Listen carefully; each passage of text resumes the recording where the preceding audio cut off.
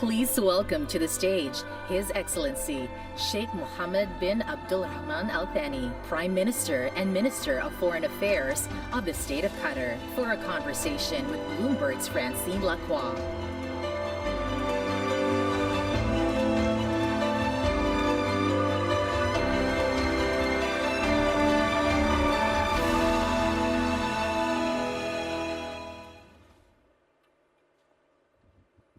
Prime Minister, thank you so much for your address. Thank you so much also for being here. I'm looking forward to talking about some of the opportunities and some of course, the things that you'll do economically, but I think we really need to start with the conflict in the region. Qatar has really played a crucial and active role in negotiations between Hamas and Israel since October 7th. How are those negotiations going?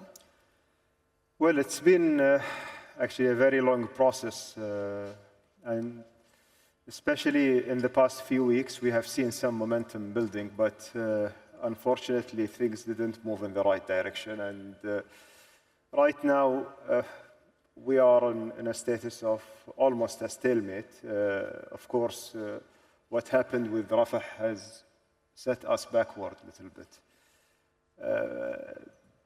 I think, you know, there are a lot who are not understanding the nature of this conflict and mediation, and there is a lot of misconception about it. Because if we will look at it, when there are two parties who want to agree on something, you need to agree on the baseline, first of all. And I believe that what we are seeing, there is a fundamental difference between the two parties. There is one party who wants to end the war and then talk about the hostages. There is another party who wants the hostages and wants to continue the war. And as long as there is any commonality between those two things, it won't get us to a result. I believe it's very important for all of us right now to see what's happening with all this destruction that's happened in Gaza. Enough is enough. We need to stop the war. We need to focus on the future. What's the catastrophe in Gaza, actually, if you look at it, most of the reports saying that it will need 40 to 50 billion to rebuild it until 2040. So the amount of destruction, we didn't see much of it. Only what we see on screens probably will not represent more than 10-20% of what's really there happening. And of course, you know, adding to this the risks of the spillover of the war, and we have seen, you know, the region became a very turbulent region, whether it's on the Red Sea, in Lebanon, and this risk is just going to increase as long as the war is ongoing. But Prime Minister, more immediately, do you see any silver lining? And how does the current fighting completely stop? Well, we believe that the best way for us, that's what we'll be calling for, that to reach an agreement where we recognize that the ceasefire is required now. We need to stop the killing. We need to stop this atrocities that's happening. And of course, to negotiate a deal for the hostages. I think that if those two elements aligned, we believe we can have a deal, you know, in just in a matter of days. But as I mentioned to you, probably there is no clarity how to stop the war from the Israeli side. I don't think that they are considering this as an option. And there is also, you know, unfortunately, like a stereotype, even when we are talking about a deal and leading to a potential ceasefire, a lot of politicians are, you know, retracting us by their statements that they will remain there, they will continue the war. And there is no clarity on what Gaza will look like after this. So there's not much hope there. Well, I'm always hopeful, so I cannot say that there is no much hope. Of course, we will keep trying, we will keep pushing, but it's at the hands of the parties at the end of the day. Once they are willing, they will find us helping and facilitating and bridging the gaps. Do you see Qatar as continuing having a role in these negotiations? Well, we didn't stop. We had actually some challenges in the past few weeks. We did a reassessment of the attitude as well. I mean, also we didn't want to be used or abused as a mediator. And to make it very clear for everyone, our job is limited to our mediation role. That's what we will do. That's what we will continue to do. Of course, whenever we are needed, we are stepping up. We were needed in the last 2 weeks in helping in the negotiations, and I believe we made a very good progress in the last round. Prime Minister, there has also been talk about Qatar asking Hamas leaders that reside in Doha to leave. What's your country's stance on this? Well, there is actually, there are a lot of speculations about this. And basically, if we look at this specific issue, we need just, to understand the backgrounds. When Hamas started their presence here in Doha back in 2012, it was for a reason. It was to serve as a political office for them to create a communication channel between them, the Israelis, the Americans, everyone. And this channel proven to be effective. I mean, if you look at different conflicts from 2014 all the way until now, this office played a key role in it, including the hostage release that unfortunately a lot of politicians have forgotten. Around 109 hostages been released because of the mediation that's been facilitated and mediated by Qatar. And it was the only hostage release that happened throughout the war, not by the military action or not by pressuring or doing so. And we believe that as long as the war is ongoing and there is a need for the communication, there is nothing to be entertained in that area. Our view here in Qatar that we need to be, accessed for different parties to resolve conflicts. We are not parties of the conflict. Like our principles, our policies in support of the Palestinian people will never change. Our policy in having a two-state solution will never change, and nothing will compromise it. And as long as we are,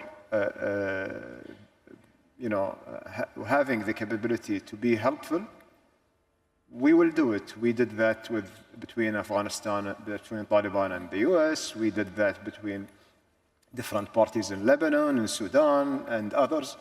And that's basically the core of our foreign policy. It's been built based on mediation, on trying to help in resolving conflicts between the party. There are countries or people might not like it, but we don't ask everyone to like it, just to understand it. But Prime Minister, and you allude to this, there was wide regional consensus, right, behind the events that led actually to Hamas relocating to Doha, including the US. Do you see those dynamics changing? We don't see any change. Right now, everyone is focused on the current mediation. Everyone is focused on how to get to a result to end the war and to get the hostages back. So on the rebuilding, under what circumstances would Qatar contribute to the rebuilding of Gaza? This is actually, it's still a premature question because no one is talking about the day after from our perspective in a realistic manner. There are multiple views you are hearing here and there. We believe in one Palestinian government that should be in charge of West Bank and Gaza. And this Palestinian government should be built on consensus between the Palestinians and to lead the transition of the country. Whether this will be allowed by the Israelis, and we have seen the statements by the Israeli government that they don't want the PA even to be there. And I think that if we will end the war in a state where the country is destroyed, no vision for it, no vision for the PA to go in, it will be very difficult not only for Qatar, but for the rest of the world to step in and to invest in unknown. That will remain a challenge. So we always encourage, and we are working together with our Arab partner, what we call it the Committee of Six Arabs, and the US, in order to try to think about what's the best way to transition to the day after in a way that will not actually affect the Palestinian people, will not affect the Palestinian cause, and will not undermine the Palestinian Authority. Prime Minister, can you touch on some of the investment plans actually for Qatar? Are there any regions or actually sectors that you find particularly exciting right now? Well, we are very much, actually, our focus in terms of the Sovereign Wealth Fund and the investment that we are investing internationally, it continues following the strategy of diversification, which is mainly we invest in everywhere in the world where there will be a high return. We ensure that the balance is struck within the portfolio. Of course, US has been, in the last few years, one of our main markets. Asia is an interesting market for us, and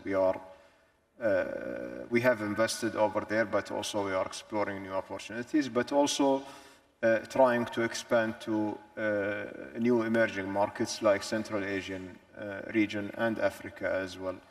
Our focus is, as Sovereign Wealth Fund, it's for future generations. So we wanted to make sure that these investments are not high in risk, ensuring the stability of the jurisdiction where we are investing, and ensuring the sustainable income.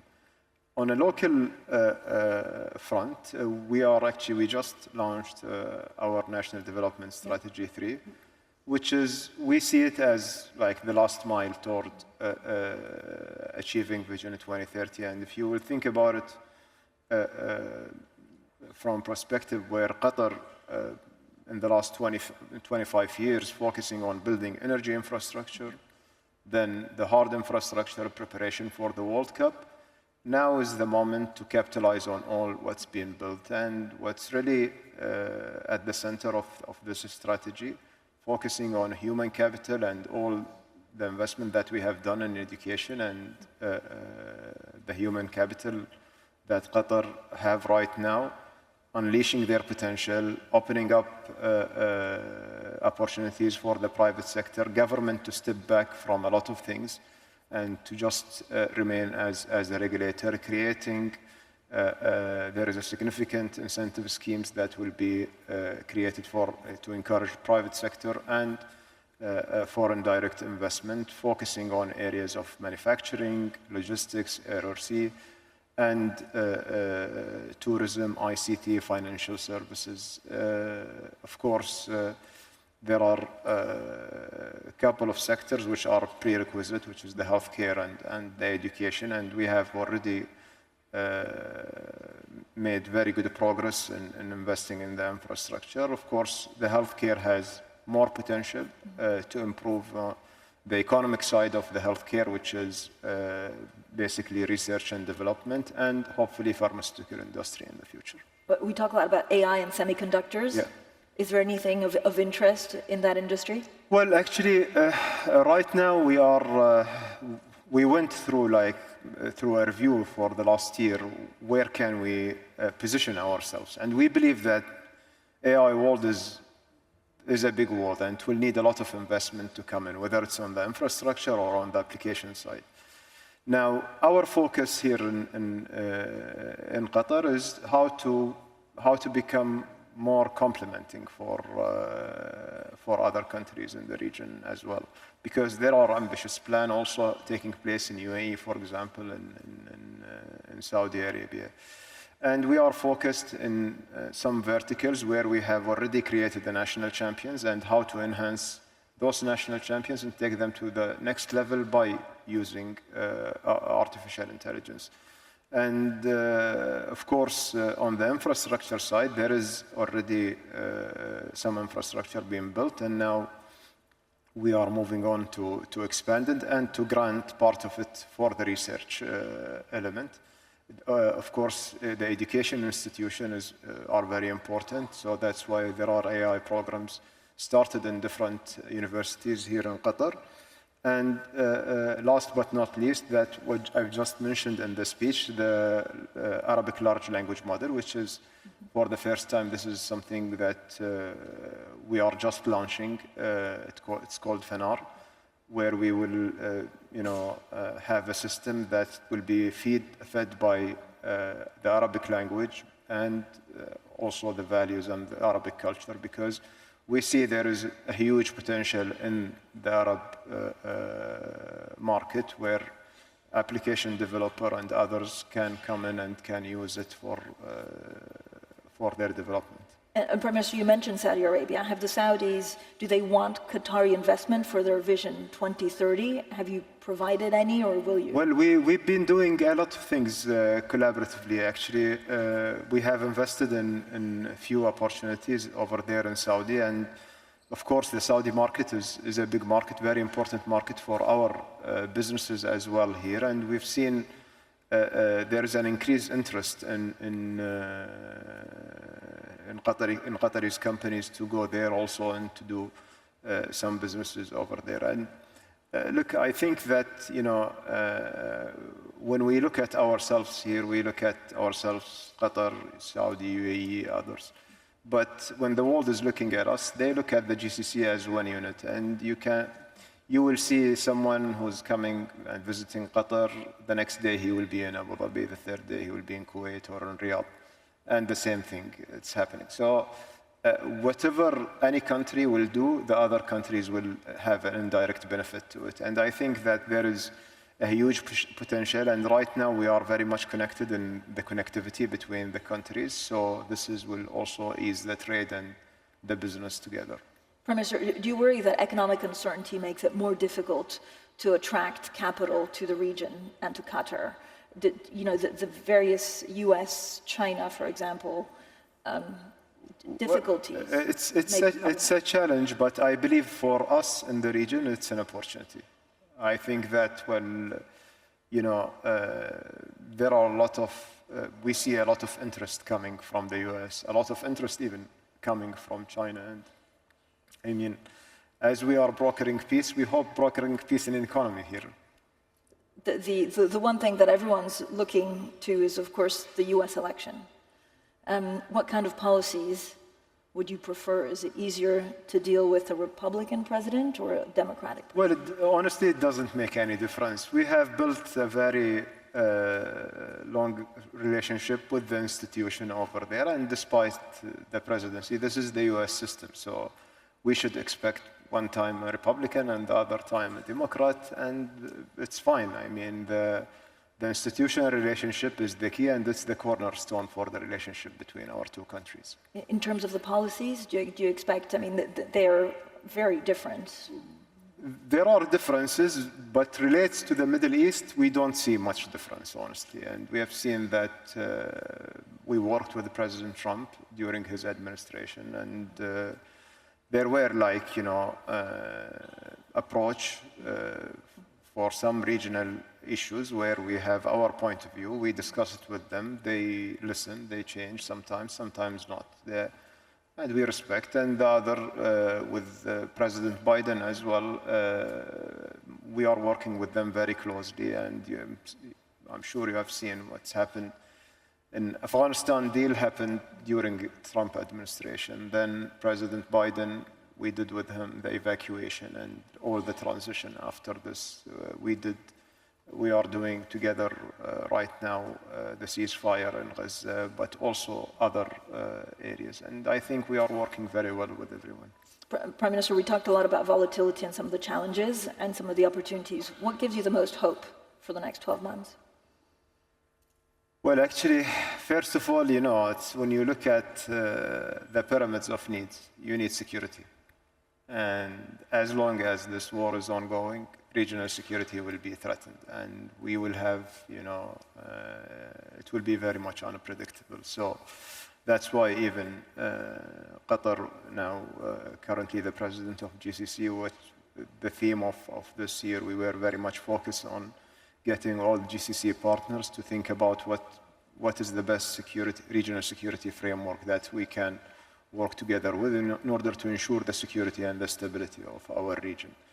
What's really worrying me is, the escalation of the war, the continuation, plus the uncertainty of some of the politicians just to continue the war without having any direction where to go or what to do.